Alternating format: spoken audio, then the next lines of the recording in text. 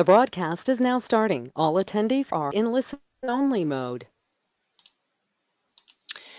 Good morning, everyone. This is Sandra Masters, and I'm here with Arthur Carvajal and Chris Beheimer, and we're going to be giving you a preview, a premiere of the Psych Conference in Spokane, Washington. So, good information on the sessions today. But before we get started, we're expecting quite a few more people to join in. So we like to go over a few housekeeping items first. So we want to make sure you know how to use the GoToWebinar if you have any questions. You should see a control panel on the right-hand side of your screen, and you use that orange arrow to open and close that control panel. And I just want to point out there's a handout there with the slides today. If you want to click on the file in that control panel under handouts, and you can download that. It gives you more information.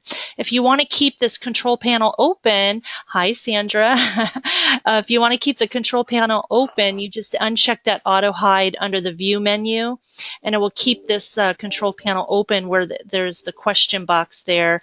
If you have problems with the audio, you can switch from your mic and speakers to the telephone. It will give you your own personalized telephone number to call with an audio pin.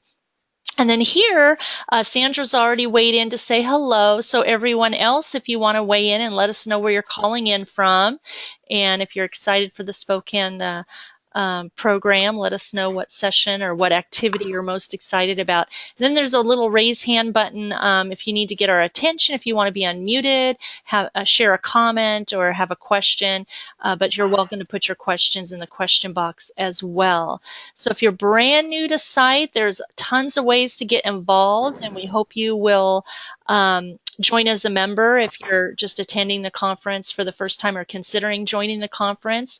There's unlimited benefits of membership, as you can see here on the screen, and we'd love for you to get connected today. It's a great place to network with people in a similar role as yours. And professional networking has a way of becoming a great tool when you least expect it.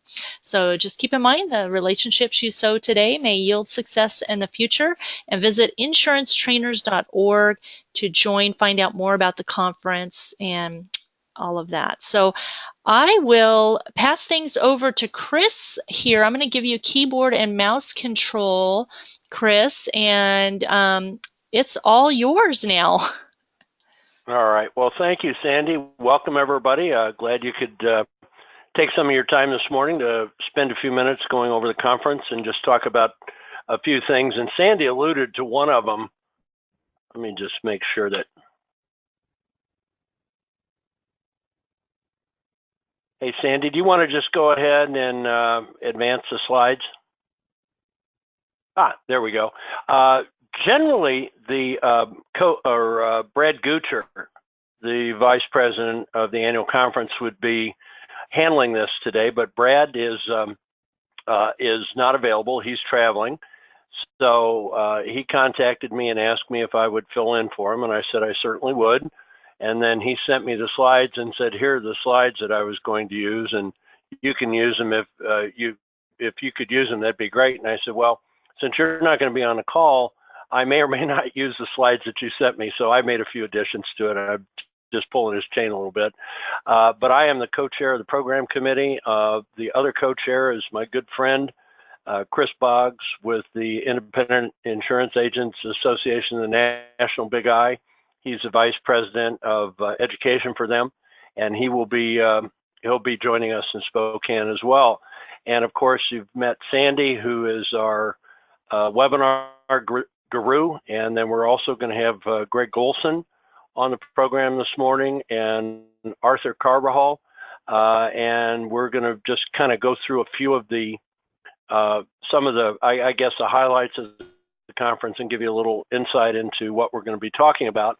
And before we do that, just wanted to refresh or remind or inform all of the people on the call of kind of what our mission statement is. The Society of Insurance Trainers and Educators exists to provide professional development to society members through programs, networking opportunities, and a whole host of services that Sandy talked about just a few minutes ago. And the interesting thing, I was thinking about this earlier today, this marks my 30th year as a member of SITE. And I remember back in 1980, well, actually 31st year, back in 1987, I was in a new position in starting a training department for an insurance company here in Arizona. And I was reading the National Underwriter, and there was a little blurb in the National Underwriter. This is when it was still in, excuse me, magazine form. And it said this association was having its annual meeting in Rhode Island. I think it was Rhode Island. I said, wow, I should probably join that. And there wasn't, of course, Al Gore hadn't invented the internet yet. So I really didn't know how to so I called the hotel and they said, oh, you got to talk to this person. It was Hank Drews. And he said, well, our conference is full this year, but you can join. So that's how I got involved with SITE. So we can go ahead and go to the next slide. Wow, that'd be great. you're 30 years and this would be my 20 years. 1998, Boca Raton, Florida. You'll always remember your first conference. Yeah, I did, and I'm going to talk about that for a second when we get to the First Timers program, because we've all been a first timer at one point in time. Our keynote speakers this year, we actually have a total of 3 of them. Paul Wren, who is the U.S. Navy captain, retired. He's going to talk a little bit about preparation, practice, and leadership skills and the keys to success that apply not just to his position within the Navy, but all of our jobs as well. And then he'll be our opening speaker. And then Peg Curry and Jim Bradley from Providence Healthcare. And I've had an opportunity to talk to Paul and Peggy. I have not talked to Jim yet, but they're going to do kind of a simulation and talk about how the city, how the community of Spokane prepares for a pandemic or some sort of widespread disaster, for lack of a better term. And you wouldn't really think that Spokane, Washington, I mean, if you have not been to Spokane before, it's a real nice community. The people up there are absolutely fabulous. So I think you'll enjoy the experience in Spokane.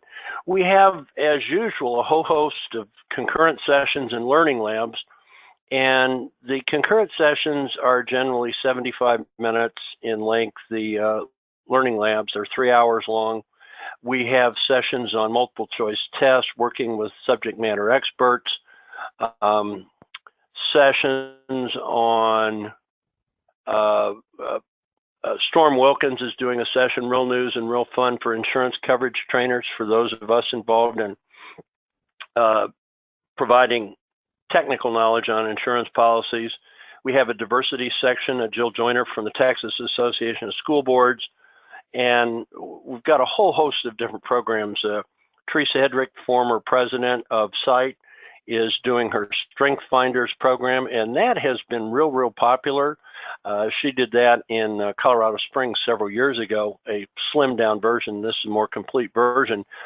If you want to register for that, as a matter of fact, I talked to her the other day, and she said there is still time. There's a pre-registration that's required with that because you have some work to do in advance before you before you take the program.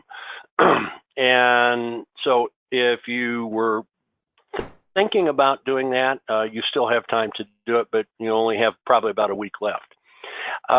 Brad and the board came up with the idea of kind of like, if you've ever seen the TED Talks, this is called the Excite Talks. And this is it's going to be interesting, I think, that different people have volunteered to do a little chat, and Art is one of them, and I'll do another, and I'll come back and explain kind of what I'm going to talk about later on. But we've got the art of storytelling. We've actually got a couple of those. Nikki Cross from American Family is going to do one, of my friend Jim Stant from Helms Briscoe. He was telling me a story probably back in September about a trip he had to London last year and Ireland and so forth. And it's titled Dublin or Nothing. And he kind of related the story to me. And I said, Jim, I got to get you on the program. I think it's going to be outstanding. Understanding learning disabilities and how we deal with those. And also, Art is going to get in a little bit more detail about copyright and fair use, which really, quite frankly, impacts all of us. So this is, and this these sessions, like I said, are short, sweet, 15 minutes, and people are going to get up and just tell their story or tell their tale. So next slide. Pre-networking, we've got a number of events, and this is something I think that SITE excels in terms of getting to meet conference attendees, getting to meet the solution providers / exhibitors and so forth. We've got a winery tour with dinner and a series of icebreakers. That's on the pre-networking sessions. Next slide. First-time attendees, and like I said, we've all been a first-time attendee. And one consistent theme in all my years in belonging to SITE is the first-time attendees were really made to feel welcome. A young lady from our company back in our Richmond, Virginia office attended the San Antonio, and she said, I'm not real good in large groups of people. The thing that really scares me, makes me uncomfortable, is going to like a cocktail party. She said, I just don't know how to connect. And she said, I wasn't going to go. I got on the elevator to go down. I said, no, I'm going to go ahead and do this. She got on the elevator and she had on her SITE name badge. And lady next to her said, oh, you're a first-time attendee? And Kelly went, yeah, I am. And said, well, why don't you have dinner with us? So that's the way SITE works. And we also have the new attendee breakfast. And just, I guess, the message is get involved. The networking, fun run and walk, yoga. And trust me, I will not be in the yoga session. They would have to call the paramedic. Yeah. Dutch Dine Around has always been very popular. It gives people an opportunity to try different restaurants, and they have menus set up at the registration desk, and you can sign up to go to different places, different types of food. And again, just network with your fellow attendees. And the scenic bridge walk. What's that? Chris, you'll be in the Dutch Dine Around, is that right? Yeah, we'll be. Oh yeah, well, yeah, that I will do. I'm, I'm on a seafood diet. If I see food, I eat it. So. Okay, closing night reception. Brad sent me this picture, Mojo, and they are an audience participation, audience engagement. Evidently, they're a lot of fun. They get people engaged. They get people entertained, for lack of a better term. So these events are all part of the conference, but as kind of Sandy alluded to a little bit earlier, the entire conference is designed to help people network and learn more about their job and other people's positions as well. And make connections, because you make the connections and then they last you years. You could just, you could email or call anyone, and if they don't know the answer, they'll find someone that knows the answer. So it's really a great place. Toward the tail end of the conference, one of the things that we've had for a number of years is risk management tours, Spokane Waterworks tour, and the whitewater rafting, kind of how you manage some of those exposures to loss. And you can see Spokane's got a lot of water. You don't think of Eastern Washington in that way, but it's like I said, it's a neat community. I think you'll enjoy it. All right, next slide. We're going to have, we're really cutting back on the paper from an environmental standpoint and also from an expense standpoint on the guidebook. And Sandy, you might want to fill in a little bit on this. You probably know a lot more about it than I do. Oh yeah, these are some of the features that you'll be able to access on your electronic leash. Right, and the guidebook is something that you'll receive notification on how to activate it. You'd want to download the app. You could download the app right now to your smart device, and then you will be receiving information on how to download the guidebook for our specific conference, the SITE conference.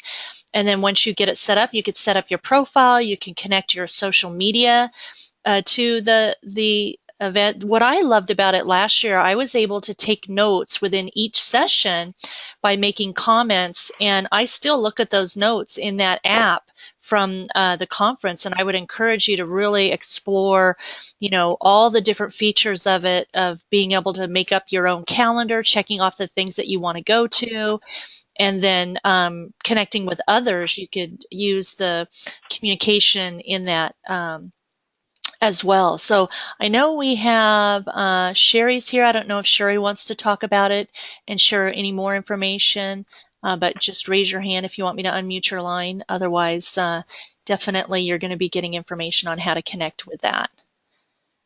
All right, we'll move on. Okay, I see that according to my handy dandy razzle dazzle computer, Greg is on the line, and Greg and Larry Nicholson are going to do a program, Grit, Bringing Passion and Perseverance to Your Training Classes and Workplace.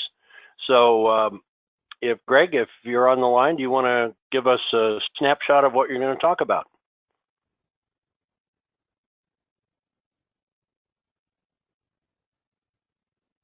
Always awesome, Larry Nicholson.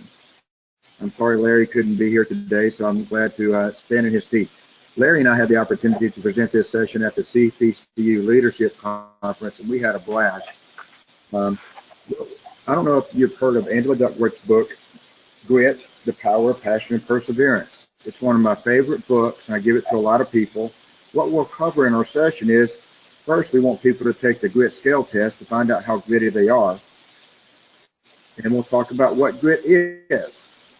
We'll also cover how you can get grittier and how to, most importantly, how to foster a culture of grit at your company.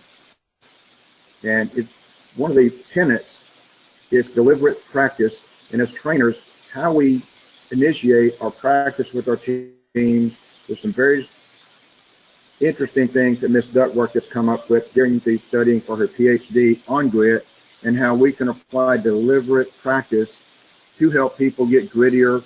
And grittier people tend to be much more engaged in companies and help achieve goals. So Larry and I, we will show up with Got Grit wristbands, Got Grit ribbons, and probably give away 2 or 3 copies of the book too. So we're thrilled to be able to present at site, and I'm looking forward to attending my first site conference. Oh, a first timer, good deal. Awesome. Now, is grit, does that stand for something? Did you say what it stood for? No, it doesn't actually stand for anything. It actually is just what grit. It's grit. It's okay. It's applying passion and perseverance over a long period of time to achieve ultimate goals. We've seen some of the books about people that the 10,000 hour type rule and things like this, but she's actually done studies, and for the grit scale, has found out why certain people graduate from West Point, while even in young kids, certain people end up being finalists at the spelling bees, and part of that is their grit and their attention to be able to apply strong concentration and push themselves during practice and making practice a habit. So it's really a thing, how young people become Eagle Scouts, for instance, versus the other 97%, and why only 3% of insurance people are CPCUs. The grittiest people tend to achieve these goals. That is awesome. That sounds like an awesome session. I'm looking forward to it. And the whitewater rafting also, by the way. Oh, that's great. That is great.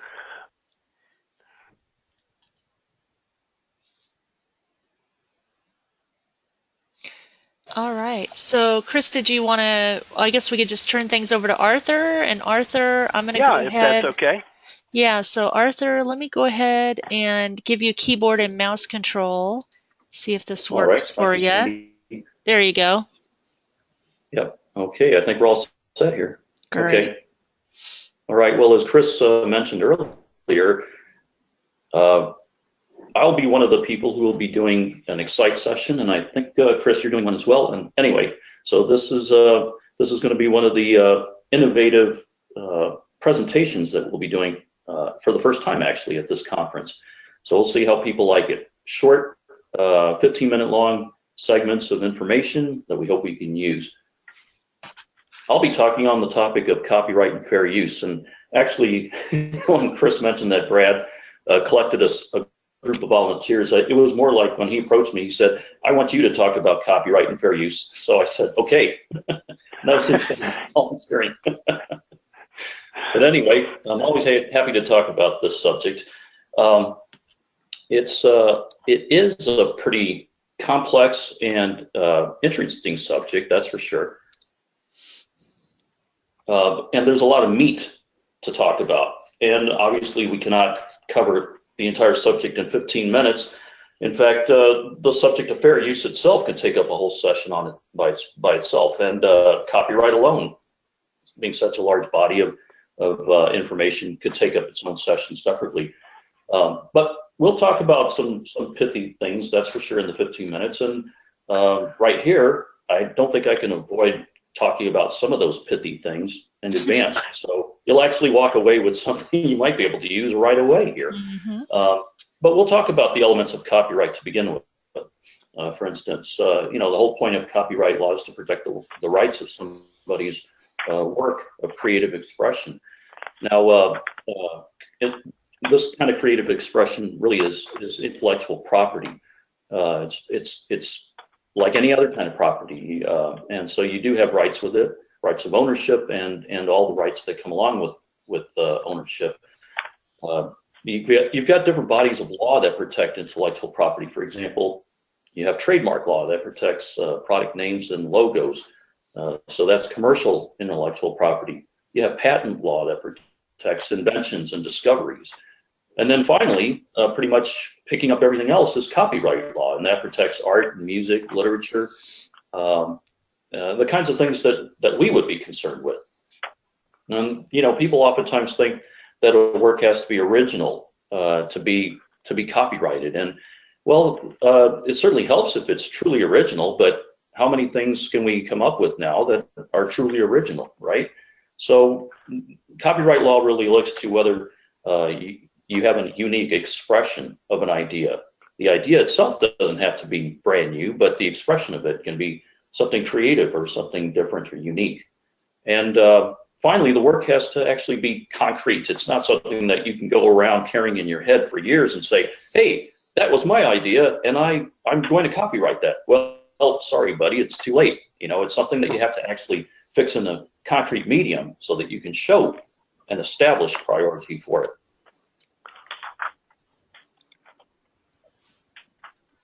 All right, and we have the rights of copyright. I mentioned ownership being a bundle of rights, actually.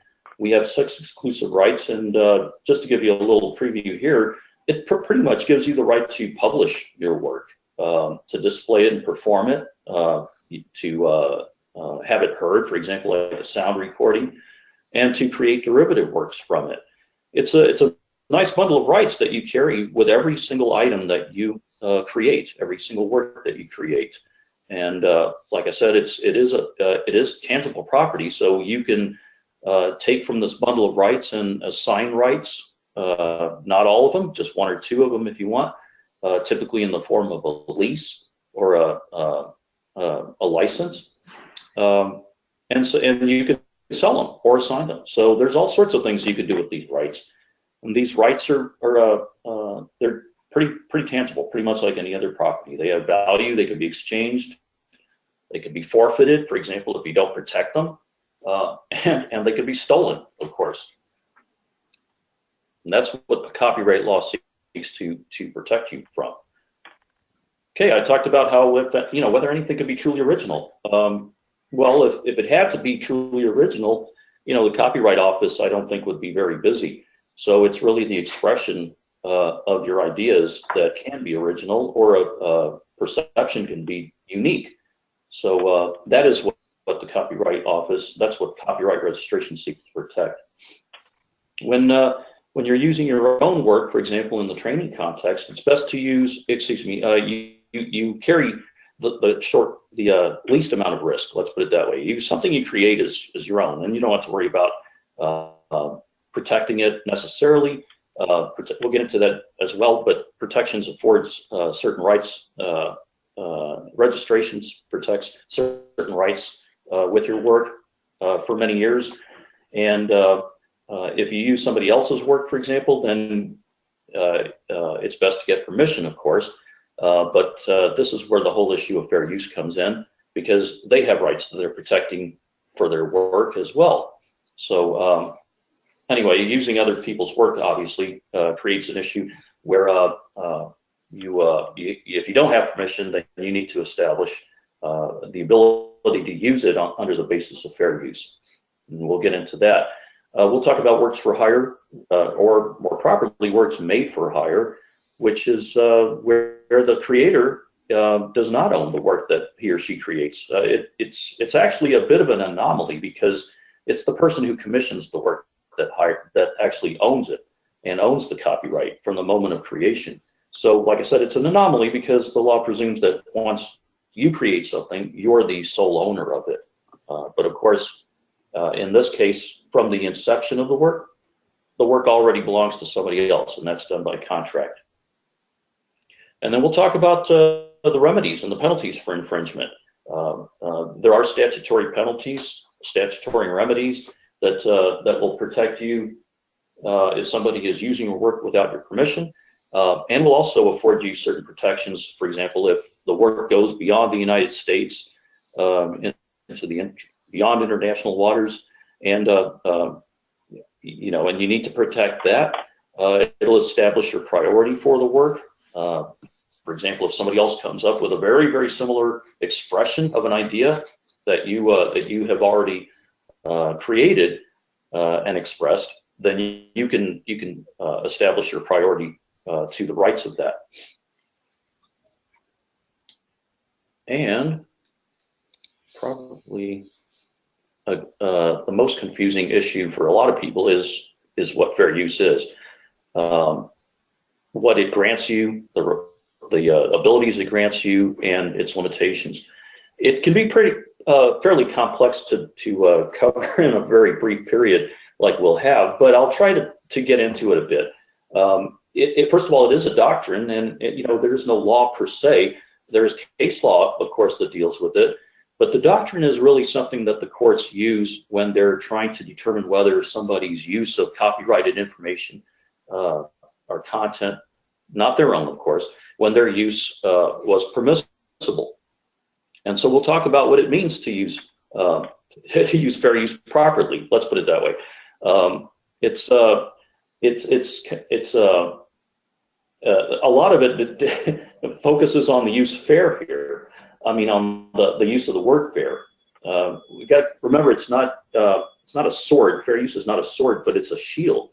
You raise it as a defense when somebody says, "Hey, you're using my work," and with a fair use defense, you say, "Well, yes, I am using your work, and yes, I didn't get your permission, but I don't have to get your permission for this particular use." So we'll talk about what those kinds of uses are that allow somebody to raise this defense of fair use. These defenses are going to arise from the context of the use. Usually educational and informative purposes will trump commercial purposes. We look to the scope of the use. If you're going to use an excerpt, a portion of a work, that may pass muster, whereas if you're going to use the entire body of the work, or you're going to take the essence, the heart of the work out of it, that's probably not going to fly. And then you look to how your use will affect the value of the work for the owner. I mean, if you're going to be distributing and publishing this work and effectively reducing its market value, how is that going to look? I mean, obviously the owner is going to be is going to claim that there is no fair use in that regard. You've essentially stolen the material, the heart of it. So courts take all of these things into consideration, and these are things, of course, that we need to look at too when we're considering the use of somebody else's material and looking at the possibility of using a fair use defense to it when we don't have permission. Again, getting permission is always the safest, most conservative route to take. It leads to the fewest headaches. Now, copyright registration, the U.S. Copyright Office protects all sorts of works, like I said. all sorts of intellectual property. When you're enforcing your rights to that property, copyright registration will give you certain advantages. For example, it establishes the time in which you created the work, and it's a prerequisite for enforcement. You can't really sue to enforce something you don't have. So in this case, registration, like I said, will give you the benefit of the doubt. It raises a lot of presumptions that are in your favor. It gives you statutory protections, and it gives the courts the ability to, for example, stop the infringing actions from continuing. It gives you statutory remedies such as fines and penalties so that it can actually punish the infringer. And it will award attorney's fees as well. So there are actual amounts that the courts can assign to this. And if there is a work that is infringing or potentially infringing of your own content, these are the kinds of things that you can raise in a nice but firmly worded cease and desist letter to the potential infringer to say, look, if this is something you're thinking about doing, you may want to think twice, because these are the statutory remedies that you may be facing. So copyright registration really does give you a lot of presumptions that are in your favor, and it really does help protect you. And it's the broadest, strongest protections that come along with it. And that is a little bit of the tasty bits of information that I wanted to deliver today, and I hope to provide even more at the conference during the Excite session, and perhaps provide a little bit more of a story as well, so that you might be able to relate to this information and perhaps find it even entertaining. Thank you, Sandy. Thanks. Thank you, Arthur. This is great. Copyright's always one of our, and fair use is always one of the topics that is requested over and over and over again. We have a great recorded webinar too, in addition to the live session coming up at the conference. So, okay, Chris. All right. Well, thank you, Sandy. I was recruited by Brad, probably very similar to Arthur's experience. He said, "Oh, by the way, you're going to do an Excite session." So we have similar experiences there. And I called mine Past, Present, and Future. I was going to call it Days of Future Past, but following up on Art's session on copyright and fair use, I think the Moody Blues might get a little bit upset about that. So if we go to the next slide, there we go. Oops, back one more. Oh, here we go. This is my version of the history of insurance, sort of. And we go back to 2500 BC and the concept that Chinese farmers, when they were trying to get their produce or their goods from one side of the river to the other, instead of putting it all in one boat, they'd send it over in 2 or 3 boats. That way, if one of the boats got capsized and the farm goods were lost or damaged, they wouldn't lose all of their harvest, so to speak. And that also gave rise to the concept of don't put all your eggs in one basket. We fast forward to the 1600s and Edward Lloyd's Coffee House, which ultimately became the place of Lloyd's of London. And of course, Lloyd's is not an insurance company, it's an insurance marketplace. In the United States in the 1700s, we have Ben Franklin, our kite flying guy, and he kind of came up with the concept, a hand-to-hand insurance company, which later became INA, and a number of other derivations of that. When I got in the business back in 1977, we had paper files in these massive rooms with these big computers and what they called dumb terminals. The terminals didn't do anything. The computer on your desk didn't do anything but communicate with this big mainframe computer that, you know, there were windows, it would be running and the windows would be shaking. And then we go fast forward and we get Mayhem, Flo and the Gecko, some of the more popular insurance commercials on TV that talk about the insurance product and so forth. And about a year and a half ago, we had a new company formed in New York called Lemonade. And the concept behind Lemonade, one of the founders, the co-founder, his idea was he wanted to make the buying or insurance buying experience as refreshing as a cold glass of lemonade on a hot summer day. And interestingly enough, I got from one of the insurance newsletters I subscribe to, noticed the other day, they have rewritten their policy, and they're open source so that people can write in and make suggestions on what their policy, what they want the policy to say. Now, whether they're going to, excuse me, take all the suggestions or not is debatable, but they have written a policy in very, very basic language, and they're looking at going global and so on and so forth. So we go back a long time. So we're going to very, very briefly kind of go through this and kind of how the insurance landscape has changed. Now, the next slide will talk about what has changed over the years. Obviously, technology, how it's distributed, how we buy it, how we file claims, the access to information and analytic tools that we use. It wasn't that long ago, if you wanted to figure out how much business you had in a particular area, particular part of the country, it was a massive undertaking to get that information. And now a few clicks of the mouse and you can get that information. The exposures to loss, auto and homeowners and commercial business and business income, all these other things, they have been around forever, or maybe not forever, but for a number of years. But now we're seeing transportation network companies, Uber, Lyft, Sidecar, some of these other organizations that are changing how insurance is needed, what kind of insurance is required. Cyber liability. If somebody gets hacked, I read the other day that a chocolatier in Cleveland, Ohio had a mailing list of 3,400 people that purchased chocolate online, and their system was hacked. Of course, Target, Home Depot, Neiman Marcus, Equifax, a lot of these other organizations have suffered significant costs resulting from somebody breaching or hacking into their system. The whole deal with marijuana businesses, and it's something that a number of companies are grappling with because of the difference between state law and federal law.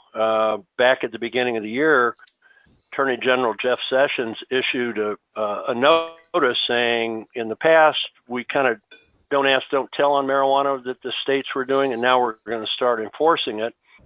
In the meantime, the Commissioner of Insurance for the state of California is out encouraging people to file coverage forms to insure marijuana-related business. Matter of fact, AAIS, one of the organizations that creates insurance policy forms very similar to ISO or VeriRisk, they have created a business owner's policy, or BOP, that's a term used in the industry, a BOP for marijuana-related business, and they're calling it their Cannabop for cannabis BOP. I think you get that. But to Art's point a few minutes ago about copyright and fair use, there's a website out there called Marijuana Insurance Business Daily. And I was getting ready to do a presentation. I was talking about insuring marijuana-related businesses, and they had a really great slide on their website that detailed the projected growth in around the country, especially in California. And I thought, boy, that'd really be great if I could use that in my presentation. Down at the bottom, it said copyright, so-and-so. So I contacted, in writing, of course, Art will be happy with that, the organization and said, can I use this in my presentation? Here's when I'm doing it. Here's how I'm doing it. Here's the purpose, blah, blah, blah. There's no charge. I gave them a fair amount of information. And they wrote back and said, that's on the public website. Go right ahead. Feel free. And I did keep a copy of that, too, in case something comes up. Then the size of our industry has changed. On the property casualty side, which is the one I'm focused on, $231 billion in written premium in 1990. In 2016, that number was $613 billion. So we've almost not quite tripled over 28 years, or 26 years. So we're dealing with significant business.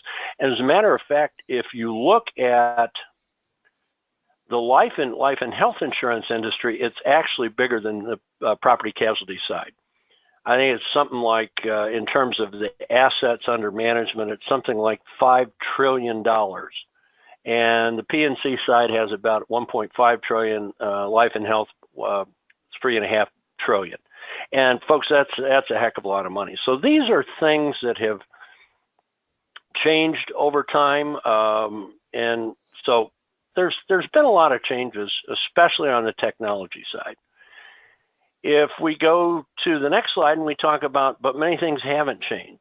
I was in Tampa, Florida yesterday doing a continuing education session for one of our agents.